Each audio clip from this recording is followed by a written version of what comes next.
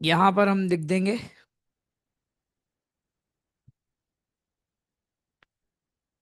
10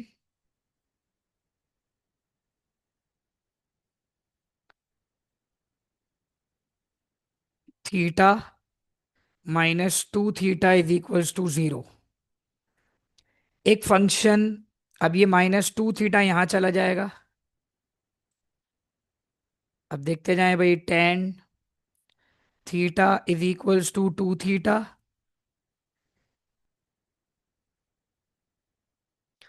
तो हमने लिखा y is equals to 10 theta,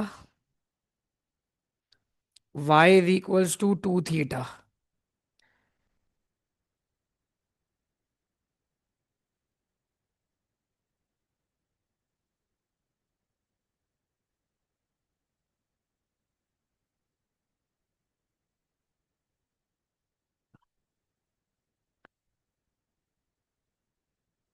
अच्छा, अब हमने यहां पर फंक्शन एक रखना है कॉस थीटा 10 थीटा का, और एक फंक्शन रखना है 2 थीटा का। तो अब उठाइए कैलकुलेटर, शाबाश। 10 - 90 चेक करिए।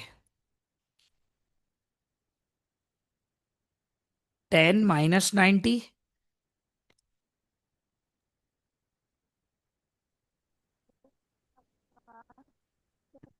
जी आवाज नहीं आई? इन्फिनिटी मैथ एरर आएगा। हेलो। जी मैथ एरर आएगा। इन्फिनिटी आ रहा है। सर -45। आवाज। हाँ देखो, आवाज आ रही है मेरी?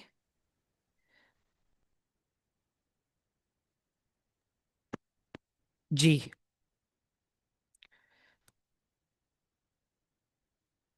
जी। अब आई।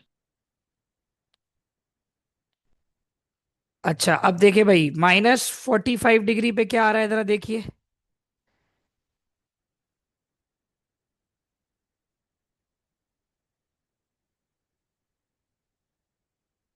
क्या आ रहा है, जरा बताइएगा।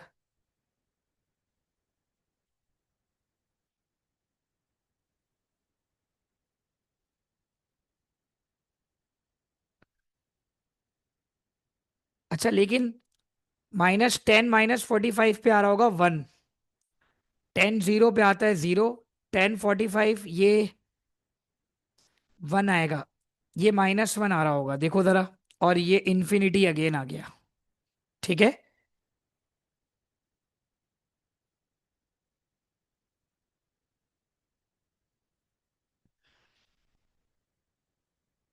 ठीक है। अब आ जाओ -π/2। अब इस वैल्यू को कैसे निकालेंगे, सुनो भाई। 2 × 90 करेंगे पहले। सॉरी, 2 × π/2 करेंगे। यानी π/2 तो कल निकाला था ना हमने, -1.57। इसको ×2 कर दो। वैल्यू बताओ।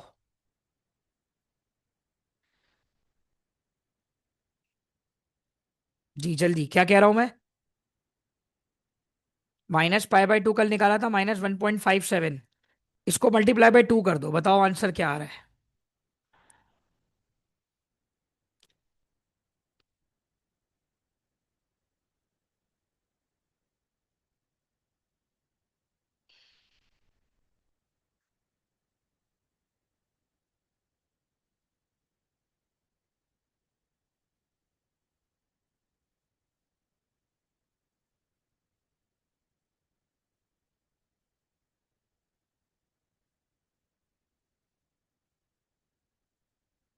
क्या आ रहा है, जरा बताइएगा।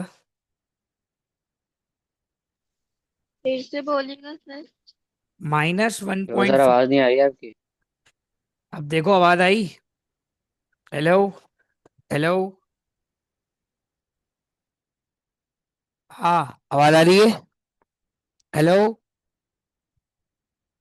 हेलो? हेलो? हेलो?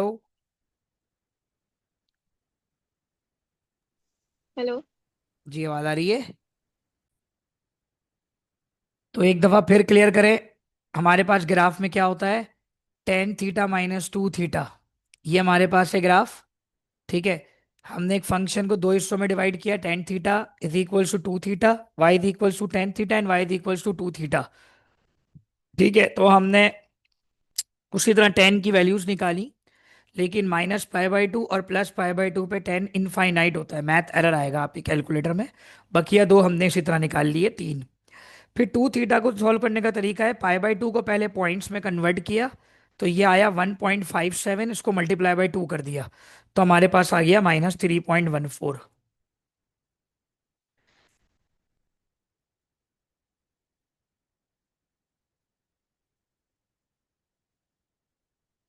ठीक है, और minus pi by four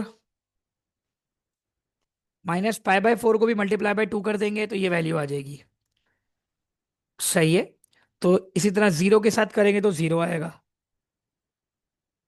1.57 multiply by two, 3.14 multiply by, मतलब pi by two multiply by two, ये सारी वैल्यूज हमने निकाल ली। उसके बाद अब हम इसका ग्राफ की तरफ जाएंगे, तो पहले इसको अपने पास राइट डाउन कर लीजिए।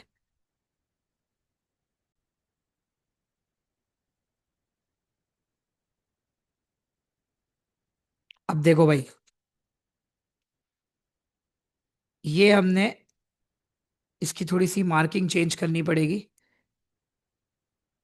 क्योंकि जाहिर सी बात है एक्स एक्सेस तो वही है, लेकिन वाई एक्सेस में चेंजेस आ गई हैं। हमारे पास अब 0.2, 2 के बाद 2.5 और 3 भी शामिल होगा, तो थोड़ा सा हमें ग्राफ को और एक्सटेंड करना पड़ेगा। 2.5, 3, सही है, और नीचे भी यही काम होगा, -2.5, -3। ये जो 3.14 वाली वैल्यू है ना, इसको अप्रोक्सीमेट लगाएंगे। अच्छा, पहले हम लाइन बनाएंगे, पहले हम क्या बनाएंगे, लाइन। तो लाइन की वैल्यूज क्या थी भाई, लाइन की वैल्यूज थी -पाई बाई टू से -3.14। तो -3 पर लगा देंगे हम, -पाई बाई टू -3.14, तो हमने लगा दी -3 पे, ये हमारा पहला बना। लाइक ये हमारे पास आ गया, ये -3 पे आ गया। ठीक है, इसी तरीके से -पाई बाई फोर -1.57 पे, तो 1.5 पे बना लेंगे। ठीक है, इसी तरीके से जीरो का जीरो है, +1.5। ठीक है, और +3, तो थ्री कहाँ जाएगा भाई, थ्री को अगर मैं बनाऊं तो थ्री आ रहा है यहां पर।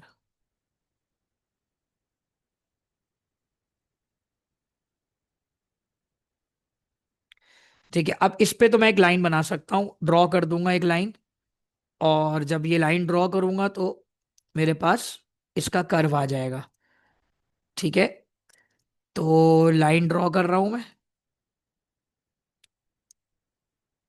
अप्रोक्सीमेट कर्व आएगा मेरे पास, थोड़ा सा हिला हुआ होगा, ऐसी बात है, मैं इक्वल मार्जिनिंग पे नहीं कर रहा, लेकिन आपके पास एक्यूरेसी के साथ बनेगा।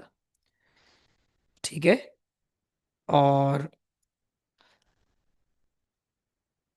ये सारी वैल्यूज अप्रोक्सीमेट, थोड़ी बहुत हिली भी हो सकती हैं आपकी भी, थोड़ा बहुत हिलना मसला नहीं है। ठीक है,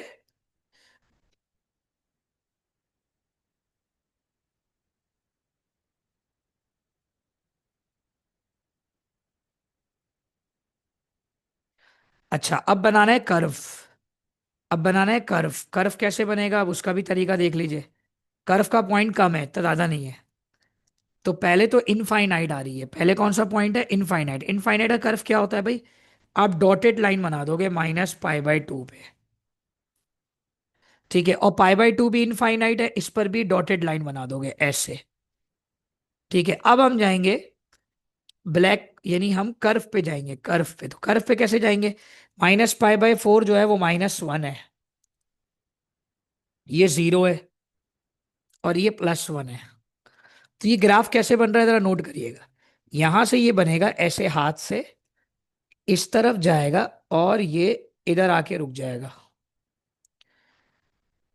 इस तरीके से कर्व बनेगा। और इसकी अप्रोक्सीमेट वैल्यू जिस पर वो लाइन और कर्व दोनों टच कर रहे हैं वो जीरो है, जीरो पे दोनों टच कर रहे हैं।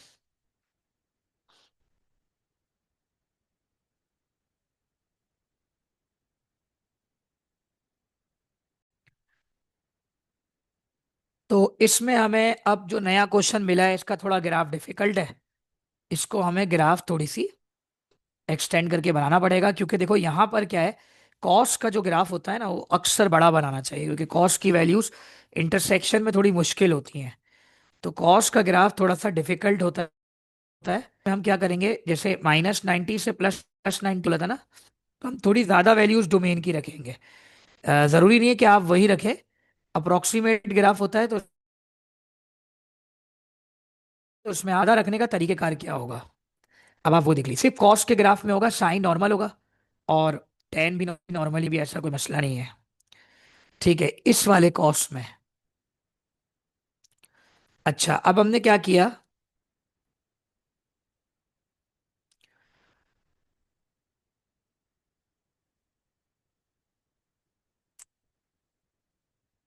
हमने क्या किया, हमने यहाँ पर टेबल बनाया।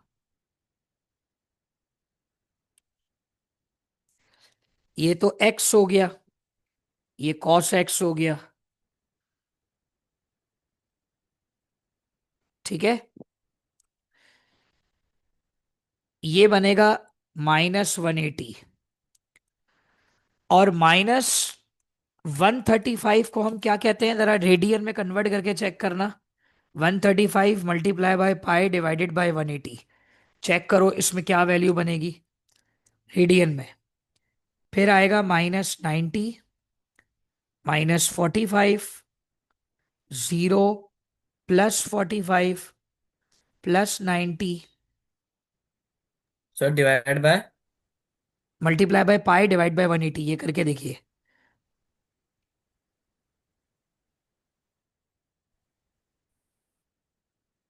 ये वैल्यूज थोड़ी ज्यादा हो जाएंगी, ग्राफ में भी थोड़ी सी हेल्प आउट होगा इसमें।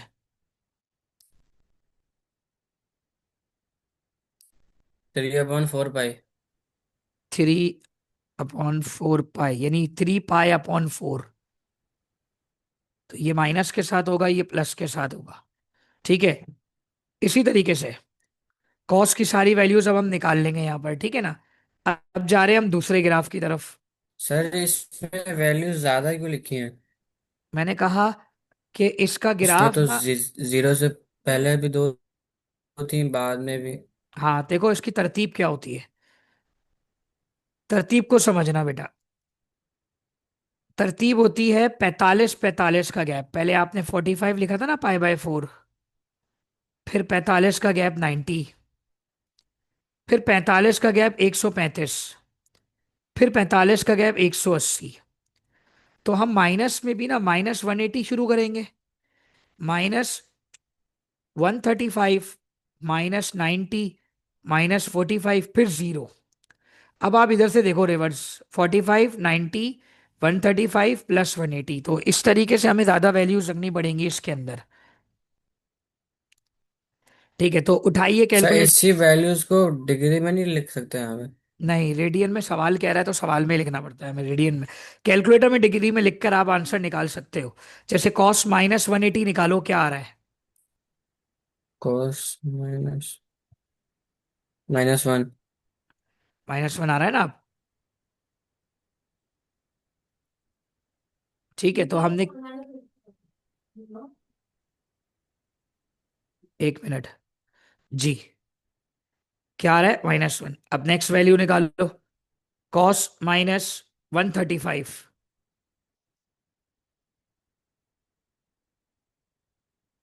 -0.99। -0.99। ओके, इसका चेक करो। डबल 0.99 है या कुछ और है। 999 ही है। अच्छा उसके सही। बाद 60 भी है। हाँ सही मतलब है। ज्यादा वैल्यू है। अच्छा ठीक है, -90 देखो। कॉस -90 ना। हाँ,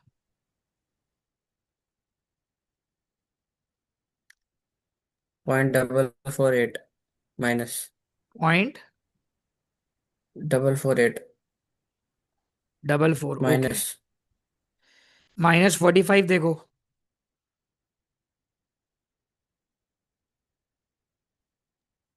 0.525। वैल्यूज गलत आ रही हैं कहीं पर। चेक करें अगेन आप। कॉस -90 जीरो होता है। इसका मतलब कैलकुलेटर रेडियन में है आपका। जी सर, रेडियन में होगा। तो फिर रेडियन में करोगे ना, तो फिर तुम्हें ये पाई वाली वैल्यू डालनी पड़ेगी। अगर कैलकुलेटर रेडियन में होगा तो तुम ये वैल्यू डालोगे, और कैलकुलेटर डिग्री में होगा तो तुम वो वाली वैल्यू डालोगे। तो ये सही करो जरा वैल्यूज सारी।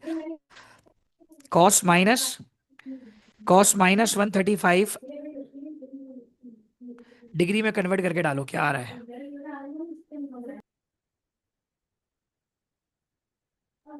-0.707। -0.70, ठीक है। अब इस पर आ जाओ। -90। Cos -90 zero. ओके। अच्छा, ये पहला वाला सही किया था। पहला वाला भी चेक कर लो, -180 रख के। -1। सही है। -45 चेक करो।